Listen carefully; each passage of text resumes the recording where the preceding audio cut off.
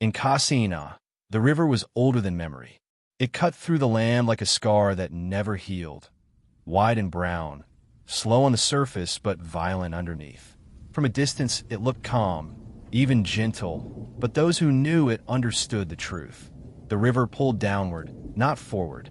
Once it caught you, it did not rush. It waited. Elders said the river carried stories. Names whispered into the water by the dead. Secrets folded into its currents. Children were warned not to swim too far, not only because of crocodiles or whirlpools, but because the river remembered. When a Mavoko family arrived in Kasina, the river was the first thing to greet them. It was late evening. The sun collapsed into red dust behind the acacia trees as Daniel Mavoko parked the borrowed truck at the edge of the village. Ruth climbed down carefully, their youngest child tied to her back. The older two, Amani and Keto, stood close, gripping each other's hands. No one welcomed them. They stood there as the river murmured nearby, as if learning their names. Kasina was not marked on most maps. To the government, it was an administrative zone with a population number and a fated development plan. To its people, it was sacred ground, land divided not by fences but by bloodlines. Belonging was everything. Your clan determined where you lived, who protected you, how disputes were settled, and whether your life mattered when things went wrong. History here was oral, passed from elder to child, and always ended with the same message. We survived because we stayed together. The Mavokos did not belong to that history. Daniel came from the Nyala people, a small northern tribe that had been displaced decades earlier by drought and political neglect. Ruth came from yet another group, her own clan scattered by economic collapse. Their marriage alone had made them outsiders in many places. Kasina was supposed to be different. They had heard rumors of fertile land, of a government-backed farming initiative that welcomed migrants. Daniel believed hard work would speak louder than ancestry. He was wrong. The village headman, Mzibwalya, assigned them a plot near the river, far from the ancestral homes clustered around the central square. Temporary, Walya said, his voice smooth, until we see how you live among us. Ruth smiled and thanked him. Daniel nodded, grateful. Later, Ruth would realize that temporary in Kasina often meant never truly yours. The first weeks passed quietly. Too quietly. Ruth noticed how conversations died when she approached the well, how women exchanged glances when she greeted them, how no one ever asked her where she was from, because they already knew she wasn't from here. Daniel worked the land tirelessly. He cleared stones, planted maize, repaired tools. He greeted every man he passed, smiled at children, offered help whenever he could. Politeness returned, but warmth never came. Their children felt it first. Amani, 12, was bright and curious.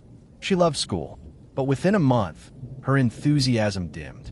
One afternoon, she came home with torn books and a swollen lip.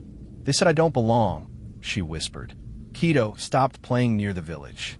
Children who once laughed with him now chased him away, chanting words he didn't understand but felt deeply. Ruth lay awake at night, listening to the river and the distant laughter of men, wondering if she had made a terrible mistake. The stone came through the window at midnight. Glass shattered inward, spraying across the dirt floor. Lela screamed. Ruth grabbed her, heart pounding. Daniel rushed outside with a lantern, but the darkness swallowed everything. No note, no faces, just laughter fading into the night. The next morning, ash was smeared across their door. "Go back to where you belong." Daniel scrubbed the words away before the children woke, his hands shaking. At the council meeting, the elders listened without interruption. When Daniel finished, Mzibwalya cleared his throat. "Sometimes," he said, "people misunderstand customs." Daniel's voice was tight. "This is not custom. This is hate." The headman's eyes hardened. "Be careful with your words, outsider." The word echoed in Daniel's ears long after the meeting ended.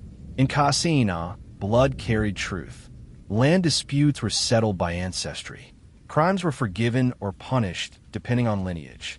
The state's laws existed only on paper. Real justice flowed through clan ties. The Mavokos had none. When Daniel's crops were trampled overnight, The culprit was never found. When Ruth was accused of stealing maize, no proof was required. When Keto was pushed into the river by older boys, the elders ruled it a children's game. Keto nearly drowned. Each incident chipped away at the family's safety. Daniel kept a machete by the door. Not for violence, he told himself, but for protection. Still they stayed. Because leaving meant hunger. Because staying meant hope. The night the fire came, the wind was wrong. It fed the flames faster than anyone could react.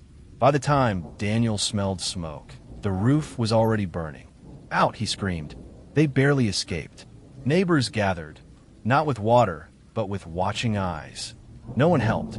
By morning, the house was ash. The council ruled it an accident. Daniel knew better. After the fire, the village closed ranks. Ruth was denied work. Daniel was removed from the farming program. Hunger returned. Amani stopped going to school. One evening, she whispered, "They say the river will take us." Ruth felt the chill run through her bones. Lella vanished on market day. The scream Ruth released tore through the crowd. Searches were slow, half-hearted. 2 days later, Lella's cloth was found near the river. No body. The elders declared tragedy. The river had remembered. Daniel accused the village openly. That night, police came. The interrogation room smelled of sweat and rust. "Who helped you incite unrest?" an officer asked. Daniel answered calmly at first, then angrily, then not at all. The blows came when the questions stopped. The report said Daniel drowned. Ruth saw the bruises. The case was closed. Months later, a teacher named Miriam came to Ruth. "There is proof," she whispered. The video showed Daniel live, beaten, the headman laughing. The courtroom was silent. Ruth testified. "They erased us," she said, "because we were not their blood." The video played. The headman looked away. Mass graves were found. Names surfaced. Justice came late. Years later, Ruth returned to the river. She whispered names. The river flowed on. It did not forget.